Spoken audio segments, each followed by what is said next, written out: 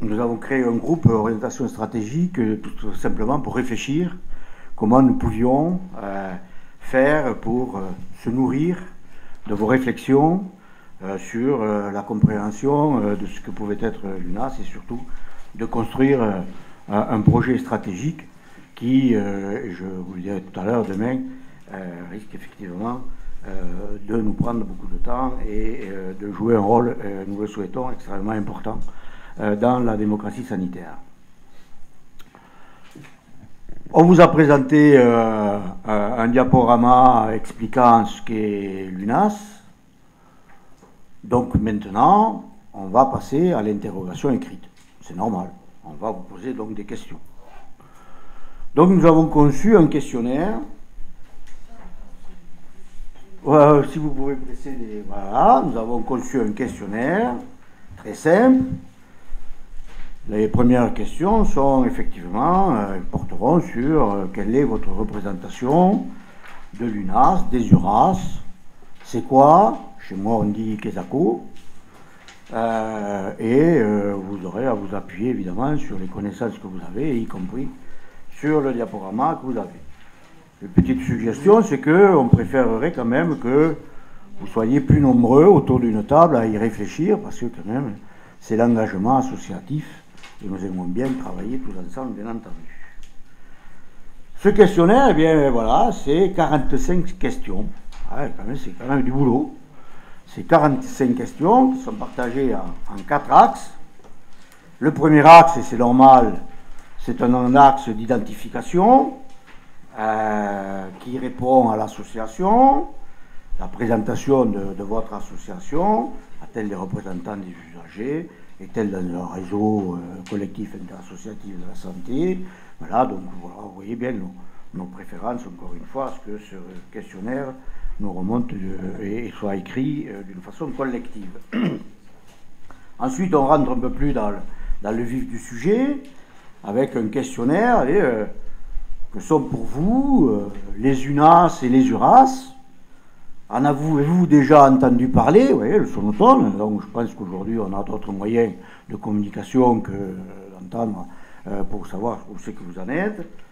Et puis aussi, la question à ne pas manquer, c'est qu'est-ce que cela peut vous apporter? Et effectivement, on a parlé d'argent, donc l'accord en abondance. Je tiens à vous rassurer tout de suite, je ne pense pas que ce soit la première priorité de votre rapport, le financement. Mais c'est bien pour ça qu'on a mis quand même une accord en abondance, pour au moins que ça se soit assez rapidement écarté. C'est certainement pas ça. Il faut attendre de la création de l'Union. Allez-vous adhérer? Eh ben voilà, oui, alors c'est pas une colle glue, hein, c'est simplement une adhésion collective, on l'a bien dit, volontaire, encore une fois, qui doit nous permettre un engagement associatif à participer à cette belle aventure qui est la nôtre. Un autre chapitre de nos questions, c'est les missions importantes pour vous. Il y a des missions évidemment qui sont inscrites dans les textes réglementaires, mais aussi là les fameuses missions complémentaires. Donc 15 questions là-dessus, proposer des RU, agir en justice. Donc quelles sont pour vous les priorités que doivent avoir les UNAS et les URAS, bien entendu. Voilà, à vous de choisir. Cela nous permettra, je l'ai dit, de bâtir effectivement une stratégie qui doit nous permettre de jouer notre rôle. Enfin, un autre chapitre, c'est au niveau national et régional, les priorités d'action que vous souhaitez voir portées effectivement dans le cadre de la démocratie en santé.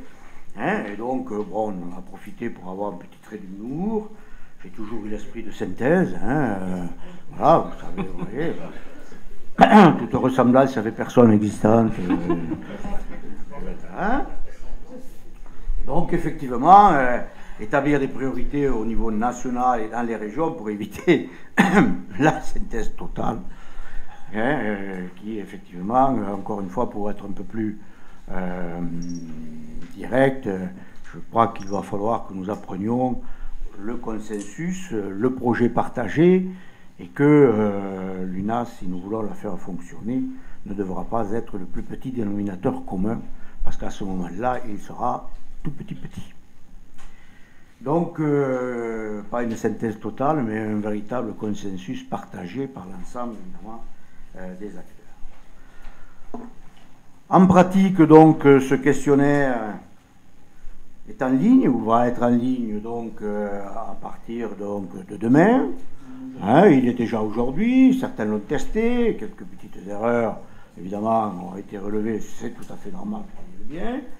Et donc, nous attendons vos réponses pour le 10 mars, afin que nous fassions une synthèse de tout cela. Vous avez des adresses mail pour pouvoir communiquer avec Sylvain si vous avez des problèmes, des interrogations. Bien entendu, on est à votre service pour pouvoir vous apporter quelques éclairages si vous en avez. C'est un travail qui est de fond. Tout le monde l'a dit, nous voulons travailler dans une façon constructive et partir plutôt de la réalité du terrain, monter pour pouvoir effectivement embarquer avec nous l'ensemble des dynamiques et particulièrement des dynamiques régionales et locales qui sont elles véritablement porteurs de la réalité de ce qu'est la vie de chacun d'entre nous, de chacun de nos citoyens. Je voudrais remercier pour ce questionnaire qui a été quand même assez laborieux, on est compte, 45 questions, Fabrice, Muriel, Sylvain et Caroline, qui est de ma propre association. Voilà, c'est un gros travail que vous avez à faire et nous espérons qu'effectivement vous y consacrerez un peu de temps, car c'est l'avenir certainement de l'Union qui est dans le fond de ce questionnaire-là. Pour terminer, pour ne pas être long, je voudrais juste vous exprimer quelques réflexions personnelles. La démocratie sanitaire repose sur deux pieds. Le premier, c'est l'émancipation personnelle, informer, former, accompagner chaque citoyen à pouvoir avoir une décision éclairée et partagée face à la santé et à sa santé. Le second pied, c'est l'émancipation collective. C'est de permettre à chacun d'entre nous, responsables associatifs, et à chaque association, de pouvoir grandir, mûrir, s'interroger, c'est pourquoi on s'engage dans une association, c'est travailler sur son plaidoyer, sur sa posture, c'est pouvoir communiquer, c'est pouvoir avoir un esprit de synthèse et pouvoir porter auprès des institutions notre plaidoyer, notre positionnement. C'est co-construire notre futur du système de santé ou l'amélioration de notre système de santé. Je voulais simplement vous rappeler, vous le savez tous, que nous rentrons dans une période où quand même nous sommes dans un flou artistique, nous ne savons pas quelle sera l'organisation sanitaire et politique de notre pays dans 6 mois. Nous allons nous-mêmes rentrer dans une période de construction et de travail, puisque la création d'un bureau transitoire devra se permettre l'organisation, le respect des statuts et la constitution donc de l'UNAS et d'un conseil d'administration. Pendant ce temps, il y aura des élections et je crois qu'effectivement ce questionnaire et bien d'autres travail nous attendent pour que notre plaidoyer soit mûr. Le jour où, à la rentrée en septembre, il nous faudra nous confronter certainement à des évolutions profondes de notre système de santé. Il est légitime et normal que chacun d'entre nous veuille être connu, reconnu et fasse des propositions pour sa propre structure, mais je vous encourage à regarder plutôt l'intérêt général que l'intérêt particulier. Je vous remercie.